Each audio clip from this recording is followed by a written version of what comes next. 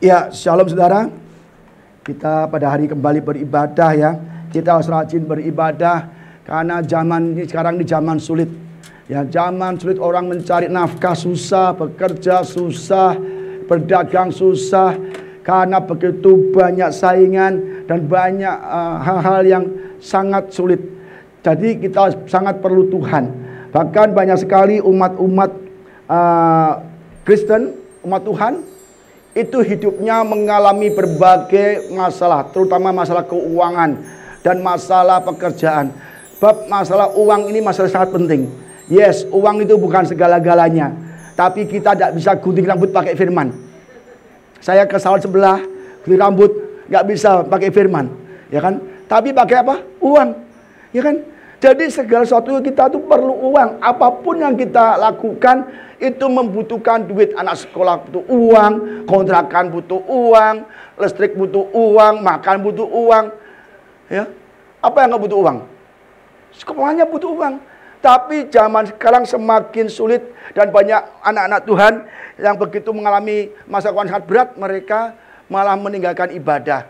Mereka berkata, buat apa ibadah, sama aja kok. Aku ibadah juga sulit uang, aku ibadah juga berkatnya nggak ada, aku mengalami berbagai masalah pekerjaan. Saudara, kalau kita sungguh-sungguh mengaplikasikan, melakukan firman Tuhan, Tuhan pasti berkati kita. Amin. Kenapa? Yesus berkata, aku datang untuk memberikan hidup ini berkelimpahan. Lah, iblis mencuri, membunuh, membinasakan. Nah, kita saudara, mari kita klaim janji Tuhan, tetapi kita dengan melakukan apa kata Yesus tentang keuangan. Jadi kalau kita tidak melakukan perintah Tuhan dalam hal keuangan, maka saya percaya kita akan sangat berat mengalami terobosan di dalam hal keuangan. Ya, maka saat hari ini khotbahkan mengenai rahasia diberkati dalam keuangan. Ya. Maleakhi 3 ayat 7 sampai 12 ini berkata tentang persepuluhan, ya. Persepuluhan itu sangat penting untuk membuka tiga-tiga langit. Bahkan kemarin saya diminta khotbah di Semarang, gereja besar, tempatnya ribuan. Bahkan, Pak, bisa nggak khotbah untuk khusus pengerja gereja saya? Pengerja gereja, saya pikir ini ibadah umum apa gimana nih? Penuh gerejanya. Ini semua pengerja, semua pengerja. Dan dia bilang, Pak, ini pengerja-pengerja jemaat sudah mulai tidak, bahkan bukan sudah mulai, sudah lama tidak memberikan persepuluhan. Ya, maka supaya mereka diberkati, maka saya diminta untuk menerangkan, menjelaskan apa arti persepuluhan, mengapa kita berikan persepuluhan. Ya, Maleakhi 3:7-12 ya, kita baca. Sejak zaman nenek moyangmu kamu telah menyimpang dari ketetapanku dan tidak memeliharanya. Zaman Israel, ya, mereka dibebaskan dari pembuangan 70 tahun di Babel. Begitu dibebaskan pulang ke Yerusalem. Tapi mereka tidak urusan dengan rumah Tuhan. Mereka membangun rumahnya masing-masing dengan kayu yang bagus, tapi rumah Tuhan dalam reruntuhan. Tuhan marah. Kamu tidak lakukan ketetapanku. Kembalilah kepadaku. Yesus bilang, kembali padaku, kembali padaku. Terus maka aku akan kembali kepadamu. Jadi kita ini kalau orang berdosa, salah, Tuhan tegur, bertobat. Jangan kita kabur, nggak boleh. Ya, pasti Tuhan itu ingin kita kembali. Jangan sampai ditegur kita kabur. Nggak boleh, saudara ya. Ini kembalilah padaku, maka aku akan kembali kepadamu. Ya kan? Firman Tuhan semesta alam. Tetapi kamu berkata, dengan cara bagaimana kami harus kembali. Dia bingung, Tuhan, aku dosa apa? Aku salah apa? Dan aku suruh kembali pada Engkau. Dengan cara apa aku kembali pada Engkau? Kata Tuhan, yang katakan, bolehkah manusia menipu Allah? Namun kamu menipu aku, tetapi kamu berkata dengan cara bagaimana kami menipu Engkau. Kamu menipu Allah. Ya. Terus dia bilang, Tuhan, bagaimana aku menipu Engkau? Mengenai persembahan, persepuluhan, dan persembahan khusus. Kamu telah kena kutuk tetapi masih menipu aku. Ya, kamu sebangsa.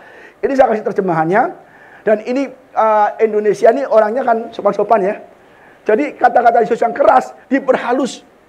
Maka orang membacanya, alah nggak apa-apa kok, halus kok. Padahal bahasa aslinya menipu Allah apa? You people are robbing me. Kamu semua orang-orang merampok aku, ya kan? And here you asking how are we robbing? Bagaimana kami merampok engkau? Kalau bahasa mencuri atau menipu, ya, menipu itu luas, saudara, ya kan? Tapi ini jelas-jelas merampok, ya. Engkau merampok aku, ya kan? You are robbing me of the offering and of the 10% that belongs to me. Kamu menipu aku, kamu merampok aku. Tentang apa? Persembahan khusus dan persembahan persepuluhan yang menjadi milikku. Waduh. Yesus apa Tuhan mengatakan dalam bahasa Arab, kamu merampok uang yang mestinya punya aku. Kok bisa Tuhan? Kita lihat Imamat 27:30. Demikian juga segala persembahan persepuluhan dari tanah, baik dari hasil benih di tanah maupun dari buah pohon-pohonan adalah milik siapa? Milik Tuhan. Dan itu adalah persembahan kudus bagi Tuhan. Maka 10% dari setiap hasil kita itu adalah milik Tuhan. Dan itu persembahan kudus. Maka Tuhan ngamuk itu sama bangsa Israel. Kamu merampok aku. Bukan sekedar mencuri, merampok. Mencuri itu orang kalau mencuri kan enak ya. Mencuri ambil sesuatu, ownernya nggak tahu. Ya, orang lain kan, pemiliknya nggak tahu. Dia merampok itu terang-terangan. Udah ada orang pemiliknya dirampok pakai pistol kayak dirampok. Jadi lebih kasar, lebih sadis.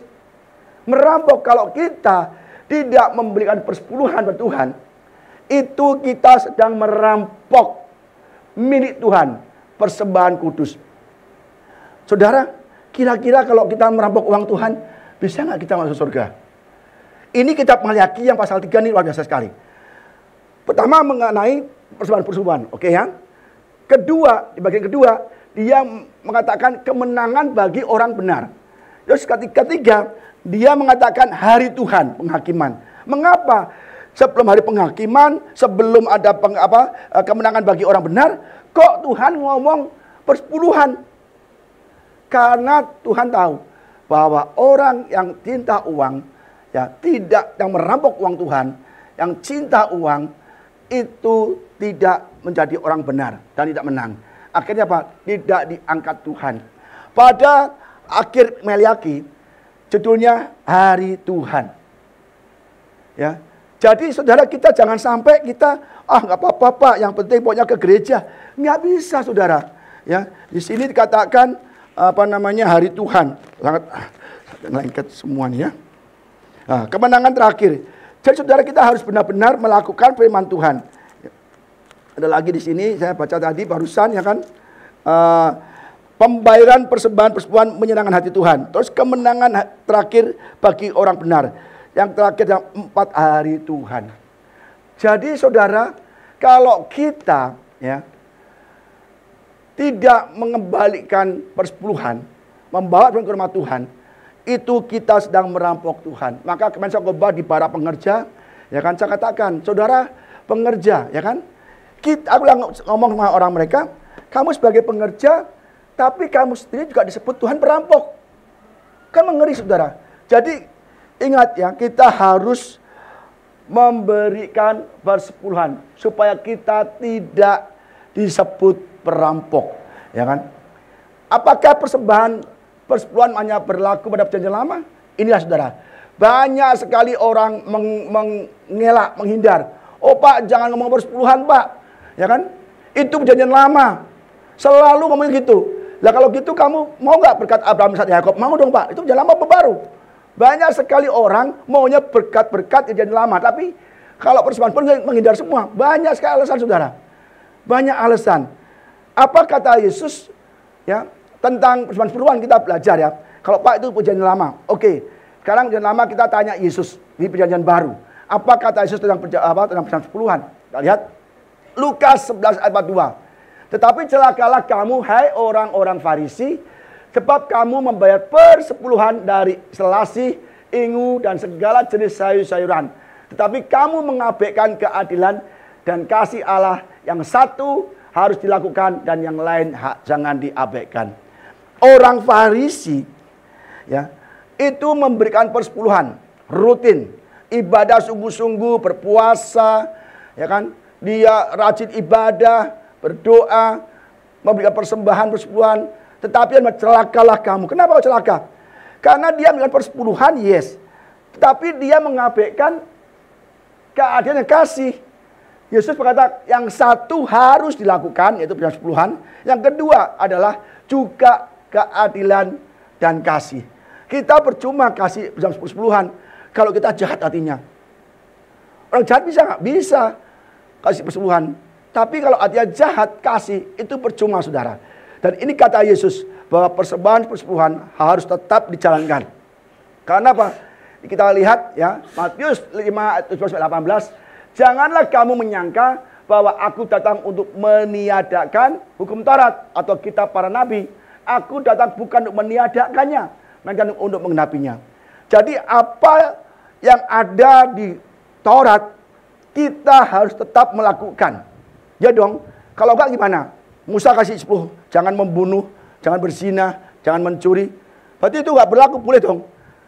Tetap enggak boleh, tetap berlaku, saudara. Yesus datang untuk menggenapi, bukan untuk meniadakan. Karena aku berkata kepadamu, sesungguhnya selama belum lenyap langit dan bumi ini, satu iota atau satu titik pun tidak akan ditiadakan dari hukum Taurat sebelum semuanya terjadi. Jadi kita tidak boleh mengelak tentang hal persembahan sebelum. Nanti kita akan bicarakan apa faedahnya, apa manfaatnya persembahan sepuluhan. Ya kita lihat, saudara ya. Jadi jangan sampai kita mengelak. Zaman sekarang gereja-gereja, jemaat-jemaat Tuhan, saya cek pada nggak kasih persepuluhan. Saya kan punya banyak gembala, teman-teman nih. Buktinya kemarin juga, Pak, tolong Pak, khotbah naik persepuluhan. Kenapa? Gereja ini sudah tidak ada lagi orang, sedikit sekali yang kasih persepuluhan. Padahal persembahan sangat diperlukan. Ya, kita lihat Matius 5 ayat 17 sampai 18 ya. Janganlah kamu menyangka bahwa aku datang untuk meniadakan hukum Taurat tadi ya. Aku datang bukan meniadakan, melainkan untuk menggenapinya. Karena aku berkata kepadamu, sesungguhnya sama sudah satu iota lenyap dan satu pun ya, satu iota atau satu titik pun tidak akan ditiadakan dari hukum Taurat sebelum Tuhan terjadi. Karena itu siapa yang meniadakan salah satu perintah hukum Taurat sekalipun yang paling kecil dan mengajarkannya demikian kepada orang lain, ia akan menduduki tempat yang paling rendah di kerajaan surga. Tetapi siapa yang melakukan dan mengajarkan segala perintah hukum Taurat, ia akan menduduki yang tinggi dan kerajaan surga. Jadi termasuk hal persepuluhan saya kabarkan, saya beritakan. Saya nggak mau menghilangkan. Kalau saya menghilangkan, ingat resiko saya apa? Menduduki tempat yang paling rendah di surga.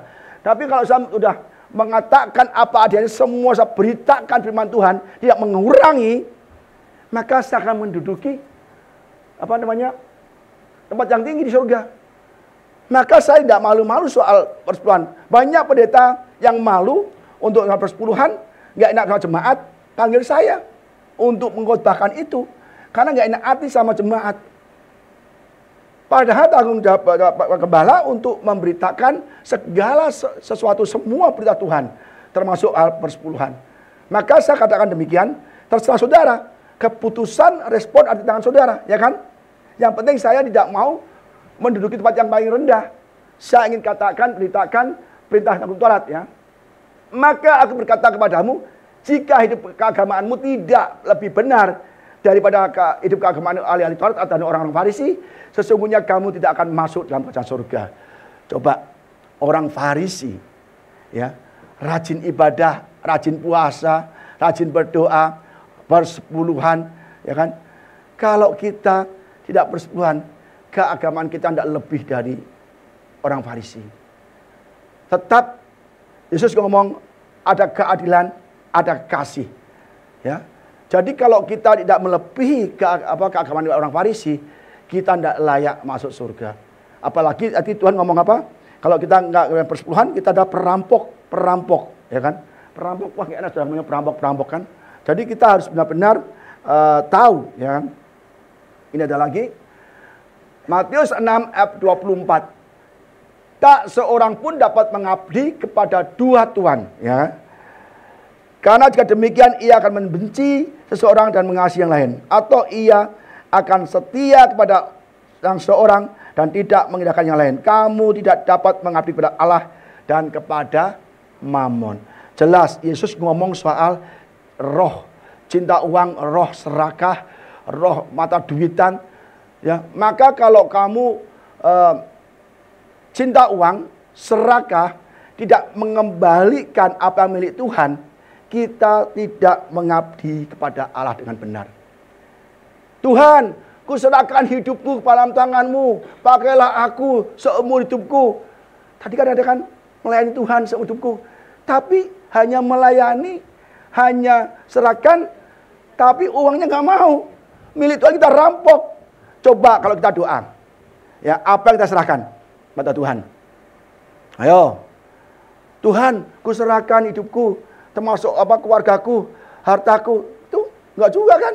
Tuhan, kuserahkan penyakitku, kuserahkan encokku, kuserahkan kankerku Tuhan, kuserahkan rumahku dan perlindunganmu dan penyertaanmu. Tuhan, kuserahkan anakku, kau jaga, kau lindungi, kuserahkan bisnis usahaku, supaya diberkati. Tuhan itu jadikan kita apa gitu loh, ya kan? Kita doanya serahkan bisnis usaha, pekerjaan, sakit penyakit, masalah, ya kan? Tapi soal uang, kamu masih mencuri uangku. Nggak bisa, saudara. Maka kalau kita masih menjadi perampok uang Tuhan, saya bilang nanti ada akibatnya. Kita tidak diberkati Tuhan dalam hal keuangan. Dalam hal keuangan. Ingat saudara ya, saya tidak malu-malu, bab saya harus katakan apa adanya pada jemaat, supaya jemaat diberkati dalam hal keuangan. Ya. Mungkin saya bilang, Pak Budi gimana? Pak Budi ke pendeta ngomong doang kali. Saudara saya bersepuluhan, setiap bulan ke sinode, ke pendeta pembina. Anak-anak saya, istri semua bersepuluhan semua. Dari dulu saya didik, saya pernah kesaksian kan, dari dulu anak saya itu, dari SD, SMP itu ada sponsor Cynthia. SD, SMP, saya didik persepuluhan di sekolah minggu. Saya dulu belum pendeta, belum. Masih bekerja di tempat lain. Dari mana? Dari uang jajan. Senin, Selasa, Rabu, Kamis, Jumat, saya kasih uang jajan. Saya sisihkan ya, 10%. Akhirnya minggu dimasukkan ke gereja, sekolah minggu.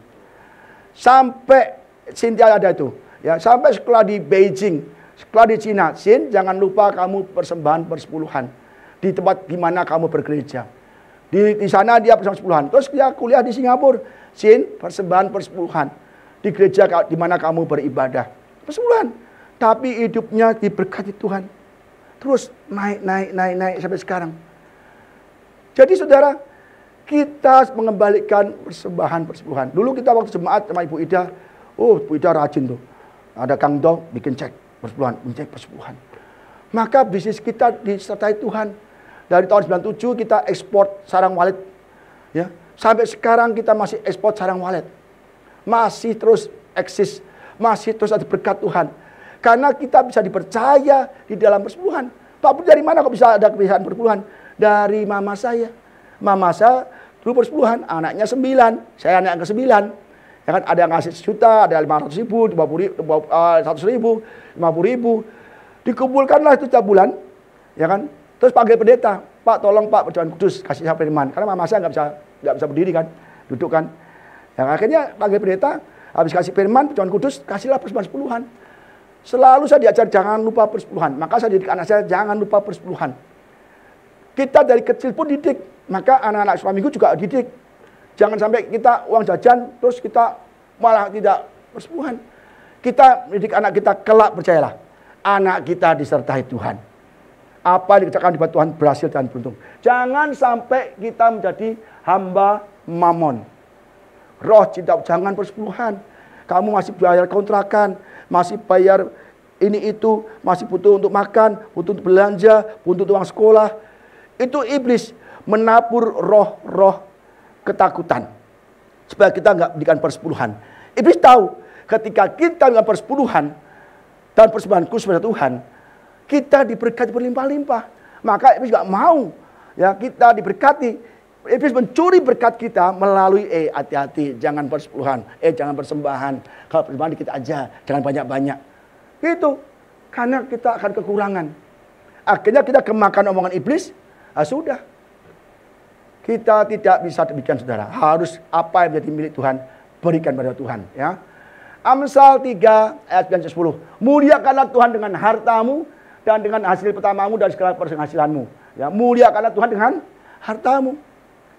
Ya. Maka lumbung-lumbungmu akan diisi penuh sampai melimpah-limpah, dan bejana-bejana pemerahanmu akan meluap dengan air buah anggurnya. Amsal pun tahu, kalau kita melakukan Tuhan harta kita untuk pekerjaan Tuhan, untuk rumah Tuhan, dijanjikan apa? Lumbung-lumbungmu akan diisi penuh.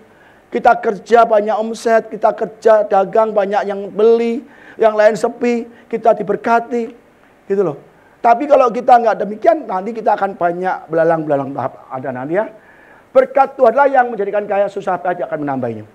Jadi kita kaya, kita diberkati, kita berkelimpahan itu karena Tuhan. Apakah bisa orang dunia kaya? Bisa. Bisa. Dia bisa kaya andalkan kepandaiannya, kekuatannya, warisannya, bisa kaya. Tapi itu gak berkenan di hati Tuhan. Karena dia tidak mengandalkan Tuhan. Dan orang demikian biasanya tuanya atau dia akan banyak mengalami masalah. Ya, saudara. Jadi kita harus bersandar pada Tuhan. Kalau kita kaya cepat ya di luar Tuhan, itu bahaya. Pasti tidak menjadi berkat, tapi menjadi malapetaka kekayaan itu. Ya, sakit penyakit, ya kan? Tahu-tahu tertimpa malapetaka, apapun. Hati-hati saudara ya. Mazmur 127 ya, ini ada dolar, ini ada salib, ya kan? Sudah pilih mana ini? Ya kan bahaya kan? Mikir kan kita. Ini ada salib, ini ada mobil seperti sekoper emas atau uang nih di dunia. Pilih mana? Kita selalu berhadapkan ya dengan pilihan. Musuh Tuhan bukan setan, bukan. Setan itu kecil, udah dikalahkan di kayu salib. Tapi musuh Tuhan adalah mamon, roh serakah, roh cinta uang. Maka Yesus kata apa? Yesus ngomong gini, orang kaya susah masuk surga. Karena orang kaya itu adalah yang cinta uang. Juallah hartamu, ikutlah aku. Itu diuji doang, diuji ya, gak usah jual beneran, diuji. Tapi dia nggak mau pergi. Maka Yesus ngomong orang kaya susah masuk surga karena hartanya, hatinya pada hartanya. Di mana hatimu berada, di situ hatimu berada. Harta hati kita ada harta, hati ada harta, ya sudah. Kalau harta kita di surga, ya kita akan mikirkan suka terus beribadah, pekerjaan Tuhan, ya. Sia-sialah kamu bangun pagi-pagi dan duduk-duduk sampai jauh malam dan makan roti yang diperoleh dengan susah payah, sebab ia memberikannya kepada yang dicintai pada waktu tidur. Nah, tahu ya, kita kerja keras dari pagi sampai malam, buka toko, buka restoran, buka apa, percuma kalau bukan Tuhan yang memberkatinya. Tapi kalau diberkati Tuhan, kita mau tiduran, istilah itu rest, istirahat, mau tamasya, mau gia-gia, mau kemana-mana, berkat datang terus, saudara. Jadi kita harus tahu ya, jangan sampai kita andalkan kekuatan kita, jam kerja kita perbanyak, sampai nggak ada waktu doa, nggak waktu ibadah, percuma. Banyak sekali jemaat-jemaat dulu di sini, ya kan? Dia nggak bisa datang ibadah pada hari Minggu, ya kan? Berkata, Pak, nggak bisa, Pak. Minggu saya ada kerjaan, minggu saya rame. Kan bisa 2 jam untuk ibadah lah. Nggak mau. Pagi, Senin sampai Sabtu sampai Minggu pun tidak ada waktu untuk ibadah. Kerja keras. Tapi lihat orangnya, ya begitu itu aja, nggak ada kemajuan sama sekali. Ya kan? Nggak ada kemajuan sama sekali. Coba Minggu itu ibadah dengan sungguh-sungguh. Ya, beribadah sungguh-sungguh, nyembah Tuhan, bersyukur atas kebaikan Tuhan atas hidup kita. Percayalah, hasilnya pasti jauh lebih banyak. Lebih banyak. Saya sama Bu Ida sekarang jalan-jalan terus. Ya, santai aja. Tuhan, pokoknya aku percaya. Kita hidup sungguh-sungguh dalam Tuhan, jaga kekudusan, hidup benar dalam keuangan. Kita jalan-jalan, berkat datang terus, saudara. Sampai sekarang. Ya. Maka ini saya sharingkan supaya saudara bisa mengambil hikmatnya, mengambil baiknya. Jangan ngomong Allah, ngomongnya persekutuan, gereja minta uang, gereja minta uang. Saudara, gereja nggak minta uang. Ini hanya sekedar untuk saudara sendiri. Saudara nggak berpelan pun gereja tetap jalan kok. Dari dulu kala. Tapi saya rindu jemaat juga diberkati. Gereja adalah wadah untuk menampung, menerima persepuluhan saudara. Supaya berguna bagi pekerjaan Tuhan tempat ini. Ya kan? Kita kadang-kadang kan nggak mikir kan. Oh Pak, gereja nggak perlu biaya, ya kan? Gede biayanya, saudara. Ya, maka nanti Tuhan akan negur, ya kan? Anissa itu belum selesai ya. Jadi kita tidak usah kerja keras, bangun pagi-pagi, pulang malam-malam, bangun pagi kerja lagi. Tapi kita harus cari Tuhan, cari kebenarannya, cari firman-Nya. Maka semuanya makan, minum, pakai akan ditambah-tambahkan. Yesus pun juga concern, juga memperhatikan apa yang kita butuhkan. Tapi kita selalu mencari semuanya dulu. Sampai bangun pagi, pulang malam, bangun pagi, terus. Kita tua di pekerjaan, saudara. Gak ada sukacita dalam hidup kita. Ya mulailah kita bisa dipercaya dalam keuangan, maka Tuhan akan berikan apa yang kita butuhkan. Apa keuntungannya bagi kita jika memberi persembahan-persembahan? Nah ini. Saya biar tahu, Pak, buat apa saya kasih persembahan? Untungnya apa bagi saya, Pak? Pak, kita selalu mencari untung kan? Saudara, betulnya kita tuh nggak usah cari untung. Tuhan tuh tahu. Sebetulnya kalau kita percaya nggak? Kita ada ditebus Yesus dengan darahnya mahal. Percaya nggak? Ya, Yesus ke dunia, dianiaya, ditolak, dipaku, mati, dikasih untuk kita semua. Oleh darah Yesus kita ditebus, ya kan? Supaya kita selamat. Jadi kita itu adalah milik Tuhan. Hidup kita milik Tuhan. Keluarga kita milik Tuhan. Pekerjaan kita milik Tuhan. Uang kita milik Tuhan semua. Ya kan? Kita kadang-kadang 10% saja nggak mau kasih. Bagian dari Tuhan, hatiku, hidupku untuk engkau. Itu bohong namanya. Bohong benar. Ya. Tapi Tuhan baik. Walaupun dia sudah memberikan nyawanya. Ya. Walaupun kita sebenarnya sudah milik Tuhan. Tuhan masih memberikan keuntungan bagi kita yang mengembalikan uangnya. Ya. Bawalah seluruh persembahan persepuluhan, ya, kecil ya. Bawalah seluruh persembahan persepuluhan itu ke dalam rumah perbendaharaan supaya ada persediaan makanan di rumahku, di rumah Tuhan, di bait Allah, ya. Dan ujilah aku, firman Tuhan semesta alam, apakah aku tak membukakan bagimu tingkap-tingkap langit dan mencurahkan berkat kepadamu sampai berkelimpahan. Tingkap-tingkap langit dibuka, digerojoki. Bukan netes, digerojok, dilimpahkan berlimpah-limpah. Ya kan? Jadi Tuhan ngomong kalau kamu bawa persembahan, persepuluhan yang itu adalah milikku, ke rumahku, supaya ada makanan, supaya ada pembiayaan rumah Tuhan, maka aku akan membuka tingkap-tingkap langit sampai berkelimpahan. Dalam bahasa Inggrisnya, that there shall not be room enough to receive it. Sampai tidak ada ruangan yang bisa menampung berkat Tuhan. Enak kan saudara? Hanya 10%. Kembalikan uang Tuhan. Nggak mencuri uang Tuhan.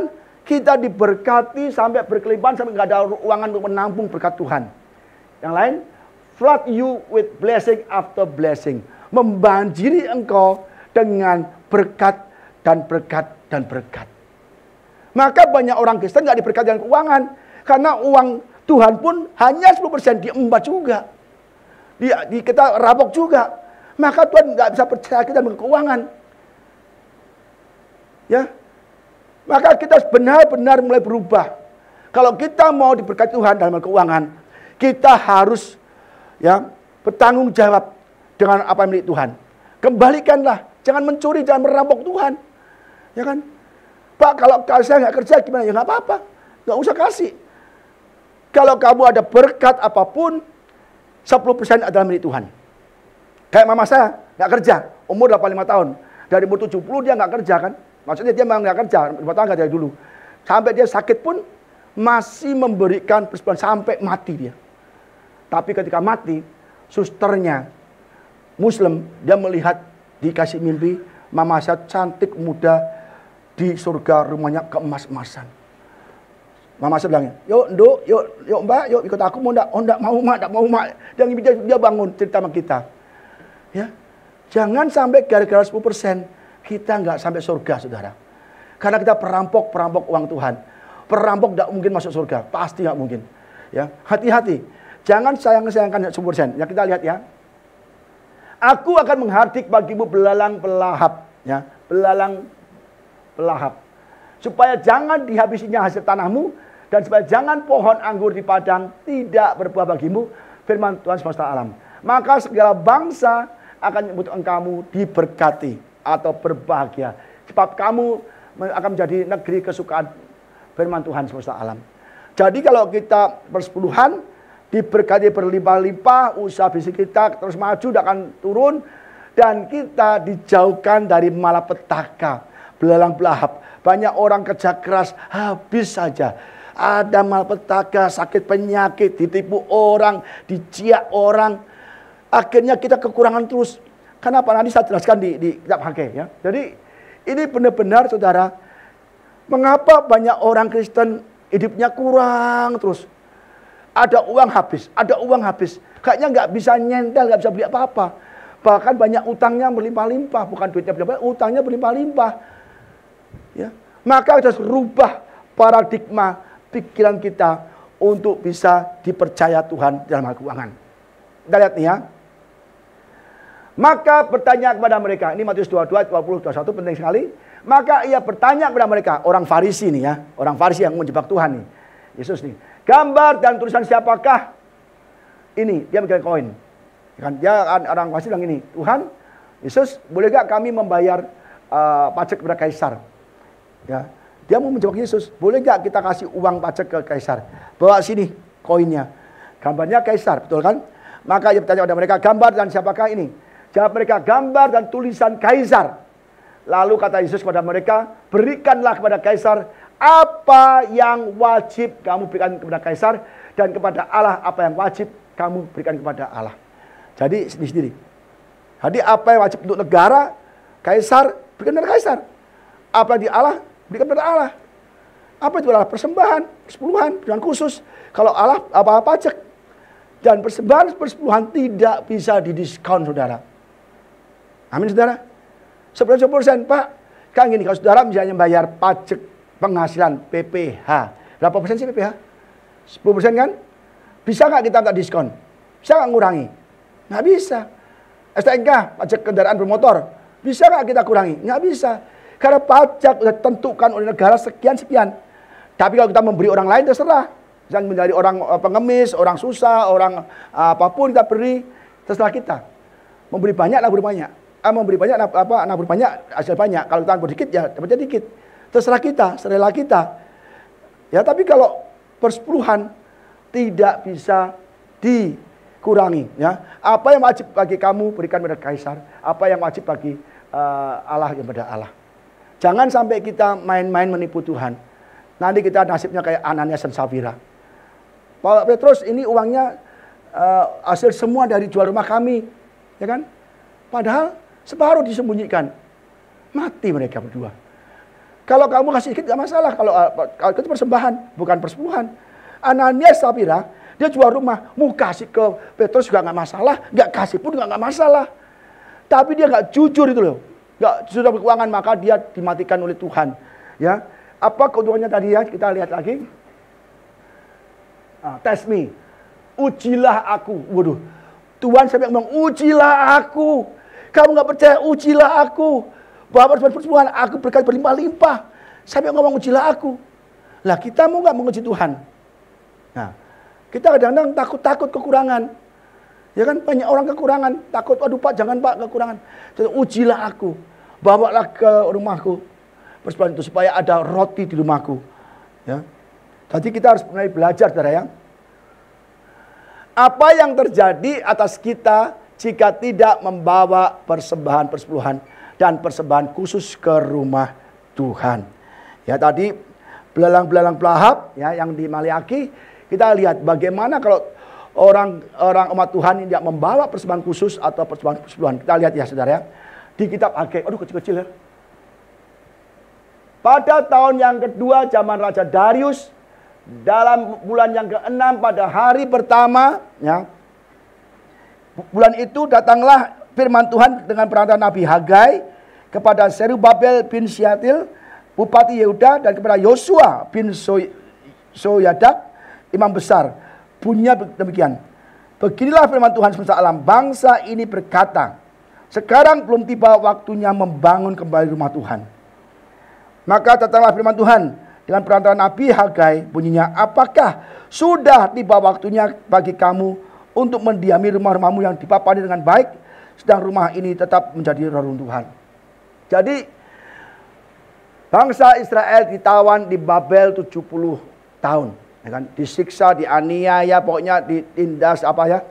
Tuhan mendengarkan mereka seru-serunya, makanya dibawalah kembali ke Yerusalem untuk tujuannya membangun rumah Tuhan, rumah ibadah yang telah diruntuhkan, ya kan, oleh Babel diruntuhkan. Jadi tawanan itu saya dipulangkan ke Yerusalem untuk membangun rumah Tuhan supaya kembali beribadah Tuhan. Tapi apa nyatanya? Mereka kembali dari Yerusalem, kembali dari Babel ke Yerusalem, sampai di Yerusalem melihat rumah Tuhan dalam runtuhan, dia nggak urusan. Mereka bekerja, sibuk bekerja, bangun rumah, bekerja berkebun, bertani, bangun rumah dengan bagus, mewah. Pak, rumahnya mewah dari kayu aras yang terbaik. Tapi rumah Tuhan masih runtuhan. Maka ngomong, kamu berkata belum saatnya membangun rumah Tuhan, belum saatnya, ya kan? Belum saatnya untuk membangun rumah Tuhan. Tuhan ngomong gini, kamu belum saatnya. Apakah sudah saatnya kamu membangun rumahmu sendiri? Sebelum rumahku dibangun, Tuhan ingin rumahnya dulu dibangun, tempat ibadah dibangun, baru rumah kalian. Artinya kalian mementingkan rumah Tuhan daripada kepentingan pribadi. Maka Tuhan marah. Ingat Daud. Daud itu orang luar biasa sekali, hebat ya. Dia menang perang terus dan dia berkat Tuhan. Dia punya rumah istana kan. Dia lihat tabut Allah itu di kemah, saudara. Dia mau gini, aduh, masa aku diam di rumah yang bagus dari kayu aras, kok aku lihat bait Allah, tabut perjanjian, tabut Allah, kok di kemah. Dia nggak enak hati, dia merasa bersalah. Langsung dia kumpulkan uang sebanyaknya, harta, emas, semua sebanyak-banyak, saudara. Tapi Tuhan tidak izinkan Daud yang membangun. Apa? Yang membangun adalah Salomo anaknya. Ya, saudara, jadi kita benar-benar Daud itu baik. Akhirnya dia membangun yang megah. Kalau saya itu triliun, emasnya banyak semua, emas sampai piring-piringnya semua, peralatannya semua dari emas semua. Karena mementingkan nama Tuhan. Ini Tuhan marah. Ya kan? Bagikan bangsa ini berkata, ya belum tiba waktu untuk membangun kembali rumah Tuhan. Maka datanglah Tuhan pada perantara Nabi Hagai, bunyinya, apakah sudah tiba waktu yang bagi kamu untuk mendiami rumahmu yang dipapani dengan baik, sedangkan rumah ini rumah Tuhan masih menjadi reruntuhan. Oleh sebab itu, beginilah firman Tuhan semesta alam, perhatikanlah keadaanmu. Engkau mementingkan rumahmu sendiri, mementingkan kebutuhanmu sendiri, maka perhatikanlah keadaanmu. Kamu menabur banyak, tetapi apa saudara? Membawa pulang hasil sedikit. Kamu makan tetapi tidak sampai kenyang. Kamu minum tidak sampai puas. Kamu berpakaian tetapi badanmu tidak sampai panas. Dan orang yang bekerja untuk upah, ia bekerja untuk upah yang ditaruh di dalam pundi-pundi yang berlubang. Beginilah firman Tuhan, masalah perhatikanlah keadaanmu. Dia ngomong, perhatikanlah keadaanmu, kamu kena kutuk. Ya kan? Kamu hasil kerja keras, hasilnya sedikit. Nabur banyak, hasilnya sedikit. Kamu gajian, uang kamu seperti kamu letakkan di pundi yang berlubang. Habis aja, kurang aja. Karena kamu tidak memperhatikan rumah Tuhan. Tidak membangun rumah Tuhan. Tidak memberikan untuk rumah Tuhan. Maka Tuhan marah di sini. Kamu, ya begini firman Tuhan. Jadi naiklah ke gunung, bawalah kayu, dan bangunlah rumah itu. Maka aku berkenan kepadanya. Maka Tuhan bilang, bawalah kayu dari gunung, bangun rumah Tuhan. Maka aku berkenan kepadamu. Dan akan menyatakan kemuliaanku di situ, firman Tuhan. Ya. Maka Tuhan negur, selama ini kamu kerja percuma, aku kutuk kau. Apapun yang kamu hasilkan percuma, tidak maksimal, hanya pas untuk makan, bahkan kekurangan. Coba kalau kamu berubah, ambil kayu di gunung, bangun rumah Tuhan. Ya, kamu mengharapkan banyak, tetapi hasilnya sedikit. Dan ketika kamu bawa ke rumah, aku mengembuskannya. Karena apa?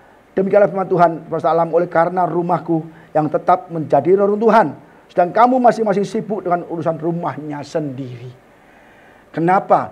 Kamu punya hasil dihembuskan, hasilmu habis. Tahu-tahu ditipu orang, tahu-tahu ada masalah, malapetaka, sakit penyakit yang membutuhkan banyak uang, malapetaka. Kenapa?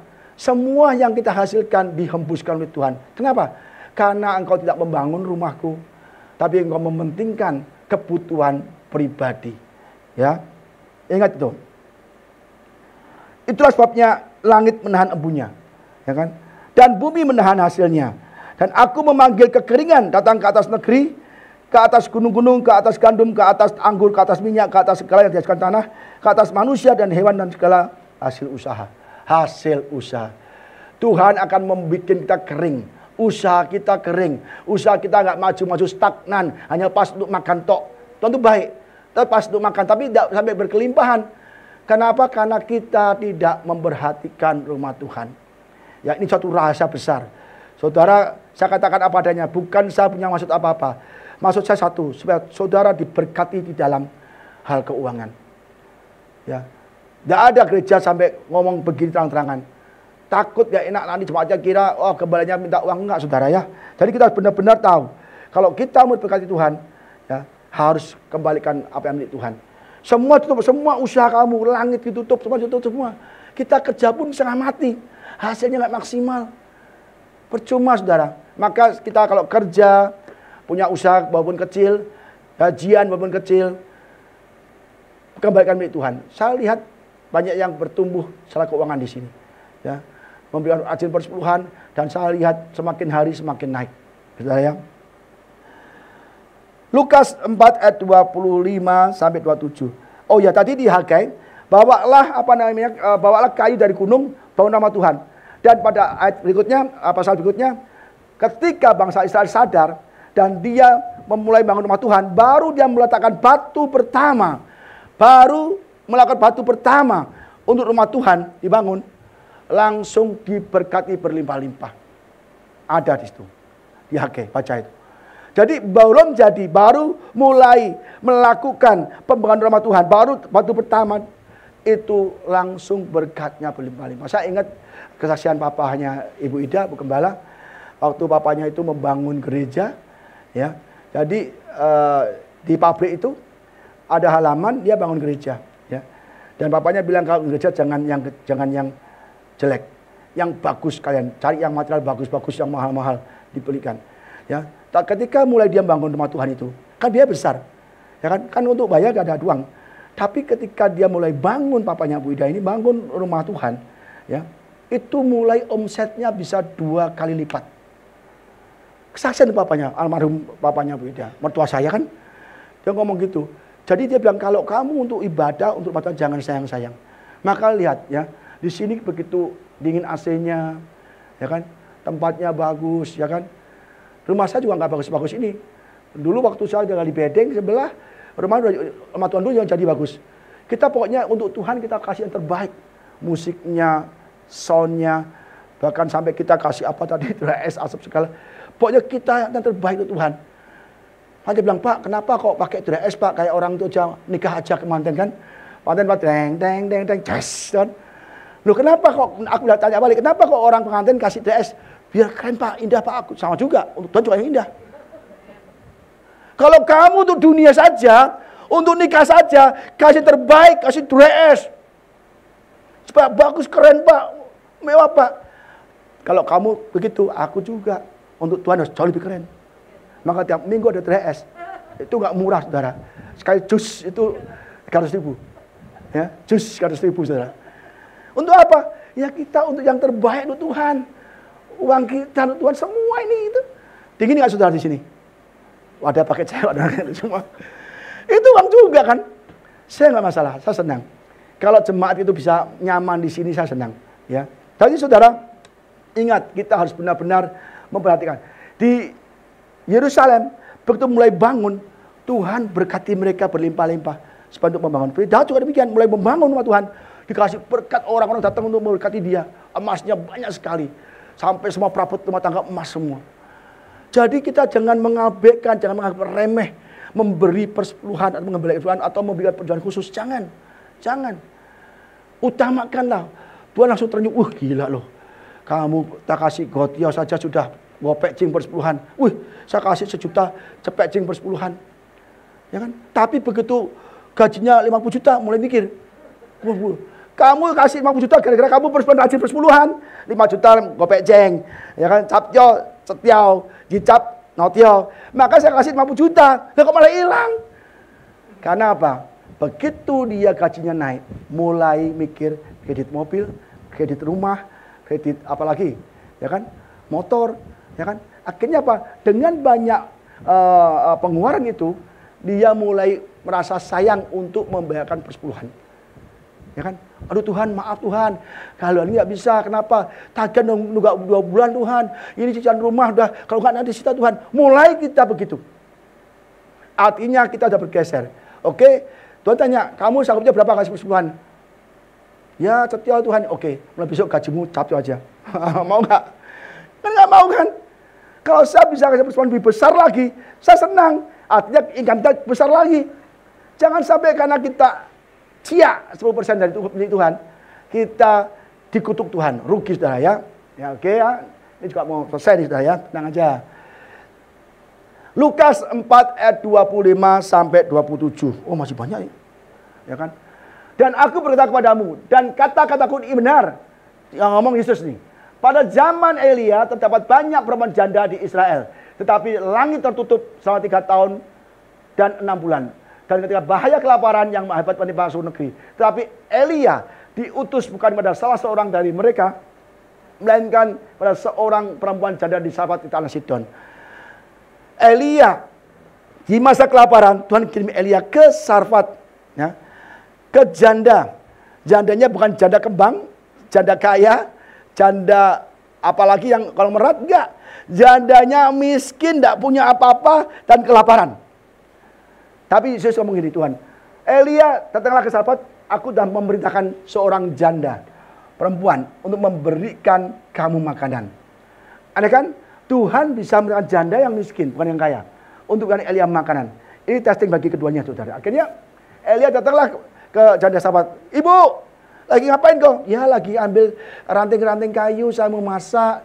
Ya, ini mungkin makanan saya terakhir. Nanti besok saya udah mati, mana saya mati kelaparan, gak ada lagi. Kasih aku minum.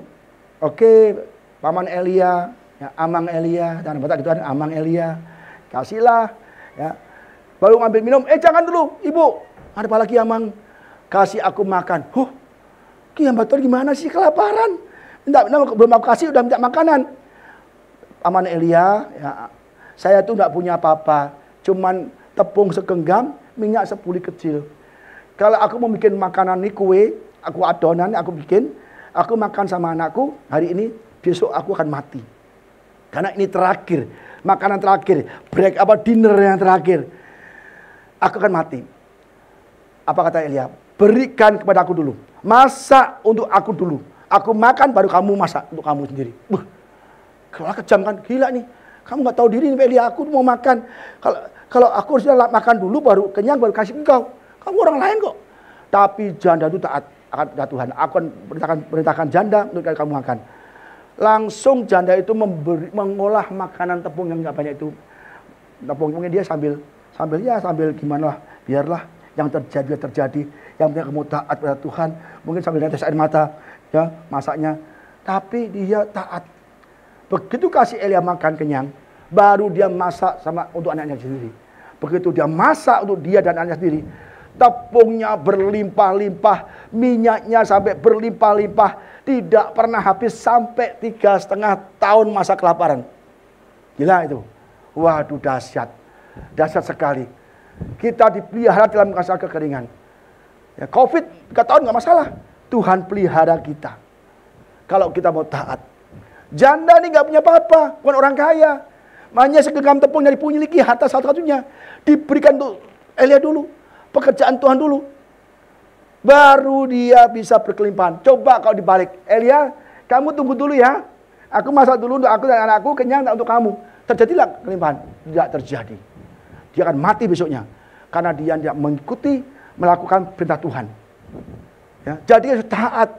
Dalam kekurangan taat. Ini luar biasa sekali. Akhirnya apa? Janda itu diberkati berlimpah-limpah sampai masa berakhir. Ini pada zaman Elisa dan orang kusta di Israel, tidak ada seorang pun dari mereka ditahirkan selain pada Naaman orang Syria. Naaman orang Syria, orang Samaria, orang kafir. Tapi dia begitu dia untuk datang ke Elisa saja, minta sembuh. Kalau nggak dia mati, kusta kan mati. Dia sampai minta sembuh saja, dia nggak datang dengan tangan hampa. Itu bawa hartanya berkereta-kereta. Saudara satu pernah hitung tuh, ratusan miliar saudara. Emasnya banyak, kainnya banyak. Dia datang untuk sembuh saja, membawa harta begitu banyak untuk ke Elisa. Dan Disembuhkan kan Elisa kan? 7 kali sungai Yordan. Dia begitu disembuhkan dia nggak langsung pulang. Kamu pulang di tengah jalan ada sungai Yordan kamu celupkan 7 kali. Dia 7 kali celup sembuh.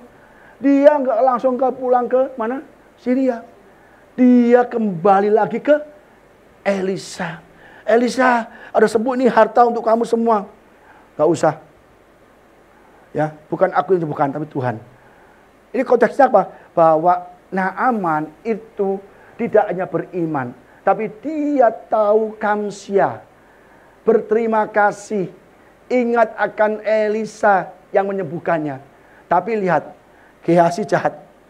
Elisa, tuanku tidak mau uangnya. Udahlah, dia pulang, aku kejar. Nipu dia mulai bohong. Akhirnya sama Naaman dikasih uang kan. Elisa tahu. Kemana kok Gehazi? Enggak kemana-mana kok. Waktu kamu terima uang dari Naaman, rohku di sana. Langsung, oke, kamu dapat uangnya, kustanya pun lari pada kau. Akhirnya Naaman kena kusta, keluarganya, anaknya kena kusta semua. Hati-hati dalam hal keuangan ya. Jadi seperti orang kusta, sebelum orang kusta disembuhkan, hanya satu yang kembali bersyukur pada Tuhan. Ya saudara. Di situ ada perwira yang mempunyai seorang hamba. Nah ini yang sangat dihargai, hamba itu sakit keras dan hampir mati. Ada sini perwira, kisah lain lagi. Perwira Romawi, musuhnya orang Yahudi. Dia punya hamba, habis sakit dan hampir mati. Ketika perwira itu mendengar tentang Yesus, ia menyuruh beberapa orang tua Yahudi kepadanya untuk meminta supaya ia datang dan menyembuhkannya. Ini orang perwira ini baik sekali. Dia tahu aku adalah orang Romawi penjajah Yahudi Israel. Kalau aku datang ke Yesus pasti tolak karena aku adalah orang penjajah, orang asing. Pasti juga digubris sama Yesus. Dia menyuruh orang-orang Yahudi, ya kan? Tua-tua Yahudi. Mereka datang kepada Yesus dan dengan sangat mereka meminta pertolongan Tuhan Yesus. Katanya, ia layak kau tolong. Yesus, guru, ini perwira, hambanya mau mati, tolong dia. Ia layak kau tolong. Loh, kenapa tolong? Ya orang perwira, orang Romawi yang menjajah orang kita. Enggak, ia layak kau tolong. Sebab ia mengasihi bangsa kita. Dan dialah yang menanggung pembangunan rumah ibadat kami. Orang perwira ini ternyata dia membiayai rumah Tuhan, rumah ibadat. Langsung, oke, datang ke rumah dia, sembuhkan aja. Sampai Yesus datang sendiri. Kenapa? Dia menghargai rumah Tuhan, menanggung pembangunan rumah Tuhan. Maka Tuhan Yesus menghargai perwira ini. Apa yang dibutuhkan, Tuhan berikan. Ya, maka jangan main-main sama rumah ibadat. Hati-hati saudara ya. Ini semua ada ayatnya semua. Saya ngomong tidak ada, bukan saya mengarang-arang, tapi memang ada ayatnya. Markus 12 ayat 41 sampai 44, saya cepatkan saja. Pada suatu kali Yesus duduk menghadapi peti persembahan dan memperhatikan bagaimana orang banyak masukkan uang ke dalam peti itu. Jadi kalau kita memasukkan uang, Tuhan melihat. Dulu gereja lama, ya zamannya Ibu Juliana ya, itu kalau dibuka persembahannya, amplopnya banyak yang kosong. Pada waktu itu kalau kita sembahan doa, Tuhan berkati persembahan Tuhan, biar berguna bagi pekerjaan dan di rumahmu ini Tuhan. Terima kasih Bapak, amin. Itu banyak yang kosong amplopnya saudara. Itu menipu Tuhan. Kalau nggak punya uang udah nggak usah kasih persembahan, ya kan? Kita doakan, terimalah persembahan itu Tuhan. Kan Tuhan tahu itu kosong, malaikat itu lihat tuh amplopnya, kosong Tuhan. Coba cari lagi yang lain, kosong Tuhan, ya kan? Tapi bilang terimalah persembahan ini Tuhan untuk kemuliaan-Mu. Itu bohong gede. Hati-hati. Setiap kita saat kita memberikan persembahan, ya, atau persembahan persepuluhan, Tuhan melihat dan Tuhan memperhatikan. Apakah dengan tulus atau dengan terpaksa. Ya. Banyak orang kaya memberi jumlah yang besar. Ya. Orang kaya memberi jumlah besar. Lalu datanglah seorang janda yang miskin. Ia memasukkan 2%, yaitu 1 duit. Ya. Yesus memperhatikan orang janda memberikan 2% 1 duit. Ya kan? Apa kata Yesus? Maka panggilnya murid-muridnya dan berkata kepada mereka, aku berkata kepadamu, ya kan?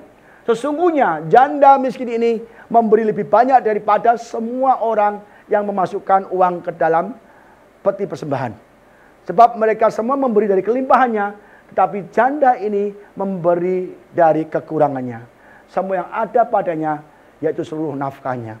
2% nafkah dia satu-satunya diberikan. Dan itu dibenarkan Tuhan.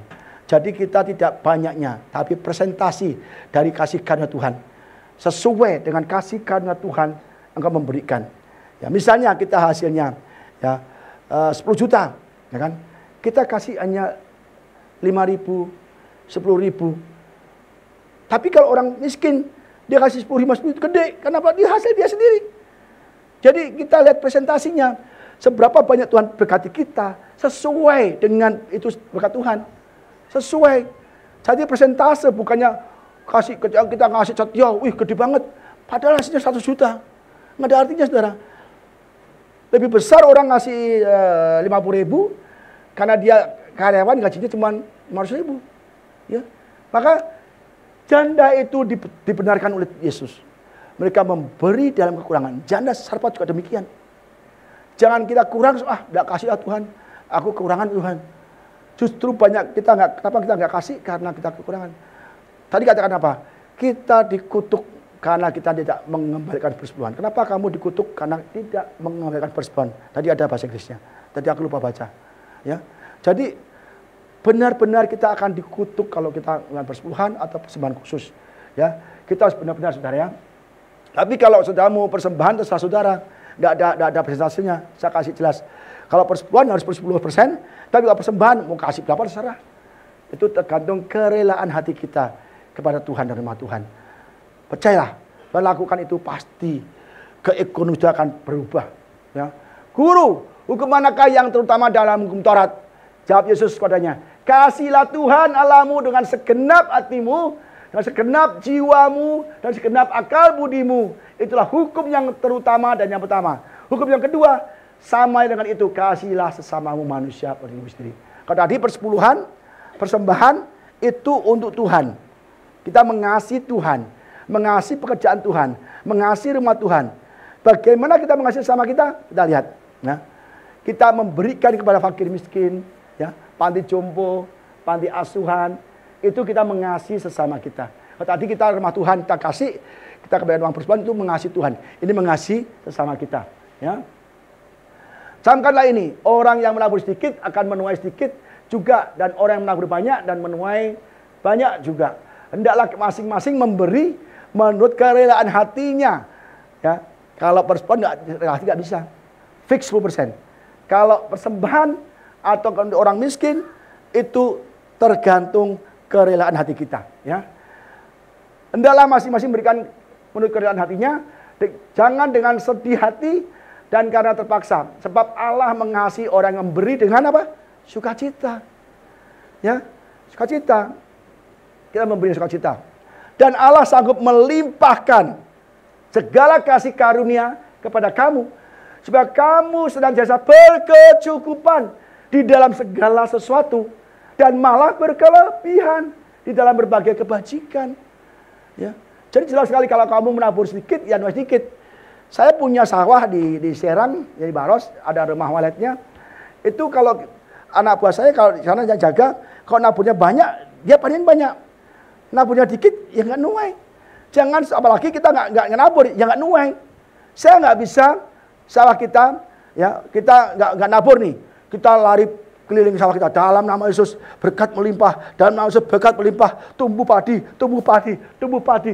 Tapi kita nggak menabur, bisa nggak? Kita punya sawah nih, tanpa menabur, doa saja, doa puasa Tuhan. Saya percaya sawahnya banyak hasilnya, bertonton padi ya Tuhan, saya doa amin Yesus, ya nggak bisa. Ya Bu Lisa, jangan salam-salam kanan kiri, kita masih ibadah. Salam satu-satu. Ya, jadi kita harus menabur dulu. Lalu kalau kita nabur sekilo benih padi ya hasilnya sedikit. Kalau naburnya berapa puluh kilo, hasil banyak lagi. Maka Tuhan baik sekali ya. Ia yang menyediakan, seperti ada tertulis, ia membagi-bagikan, ia memberikan kepada orang miskin. Kebenarannya ia tetap untuk selamanya. Kita juga memberikan orang miskin. Kalau orang miskin kita nggak bisa tutup mata. Kalau kita punya, beruntung, ya kita kasih orang miskin. Kita nggak jadi miskin kok kasih orang miskin. Ingat orang kaya dan Lazarus pengemis, ya kan? Orang kaya makan mewah banget tiap hari. Makannya mewah, ya kan? Ada Lazarus satu di depan rumahnya, nggak kasih makan. Kasihlah sepiring tiap hari, kan gak kurang. Enggak kasih. Orang kaya makannya banyak, mewah.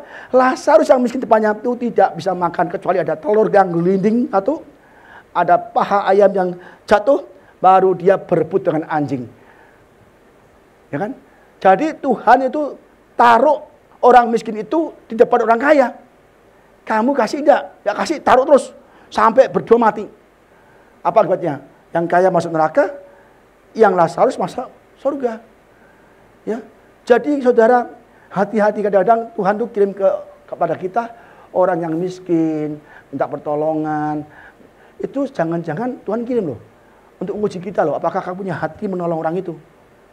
Kita bisa makan mewah, bisa pergi mana-mana, beli apa-apa. Tapi kalau kita Tuhan kirim kepada kita, kita bisa nggak kasih apa-apa, sudah. Hati-hati. Ini untuk orang miskin. Ya. Ia yang menjadikan benih bagi penabur dan roti untuk dimakan. Yo. Ada yang untuk kita makan, nikmati. Ada yang kita tabur. Untuk orang miskin ada juga.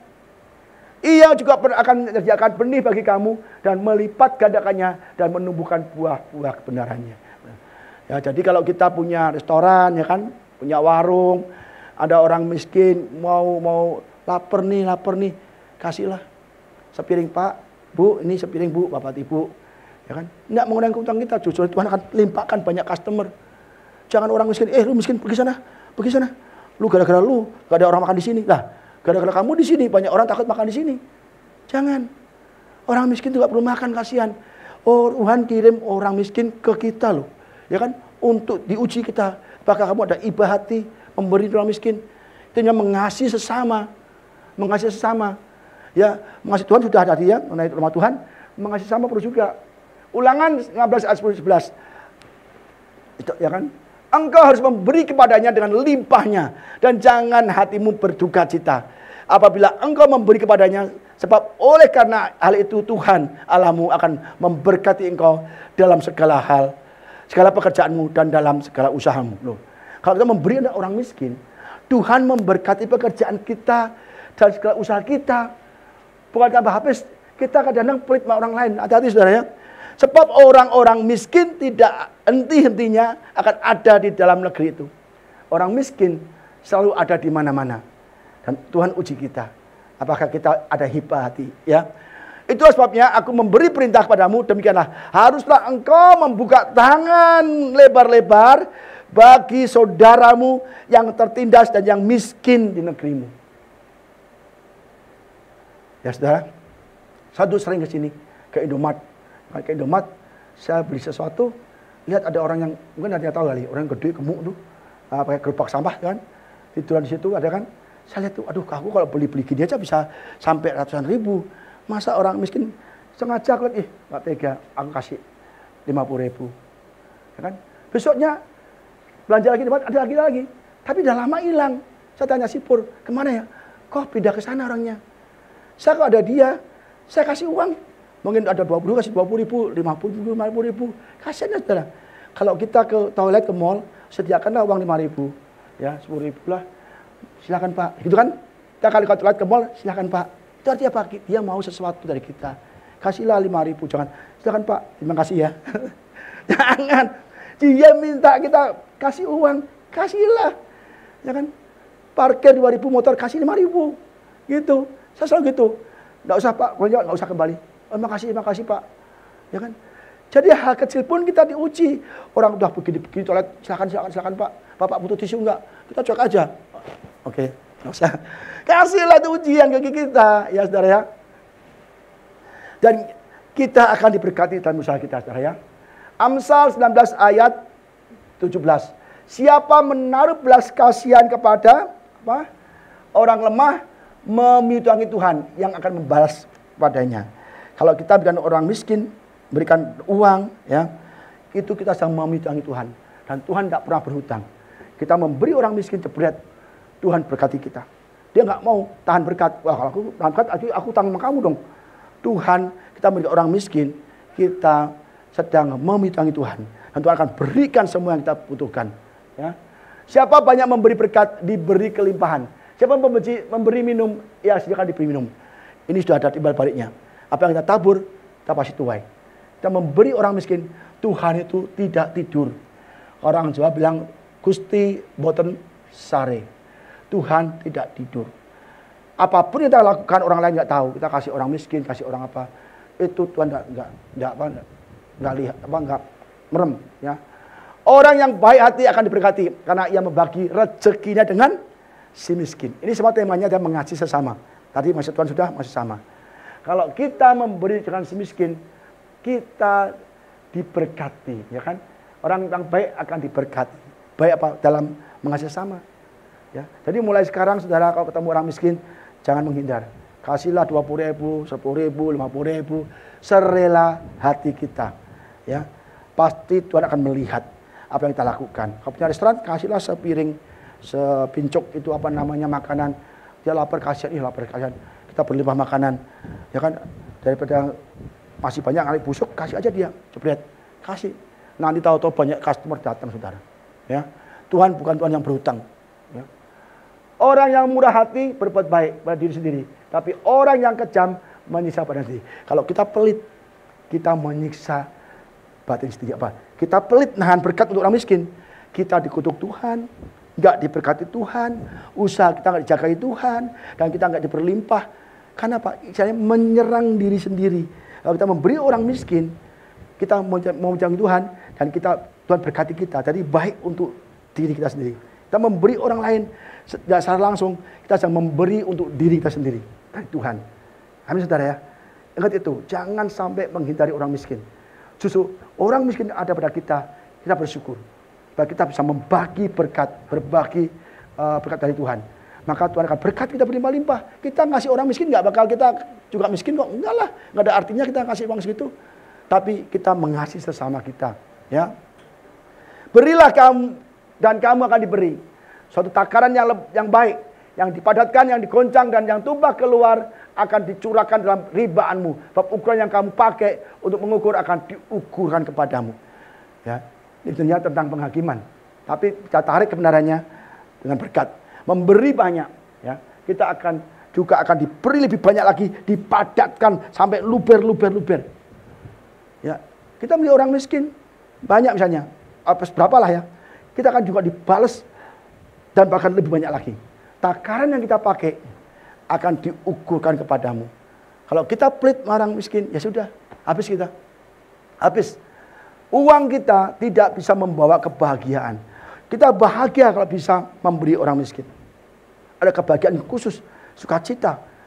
Ya, jadi kita harus memberikan pada rumah Tuhan, persepuluhan, persembahan khusus itu untuk Tuhan dan untuk sesama kita, panti jompo, orang miskin dan sebagainya. Yang terakhir, ini membeli roti. Ya mungkin kita ada roti di restoran atau apa yang nggak kepake, ya maksudnya masih bagus ya, kasihlah. Kalau kita tahan buang sampah, kalau masih bisa dimakan layak, kasih aja orang miskin.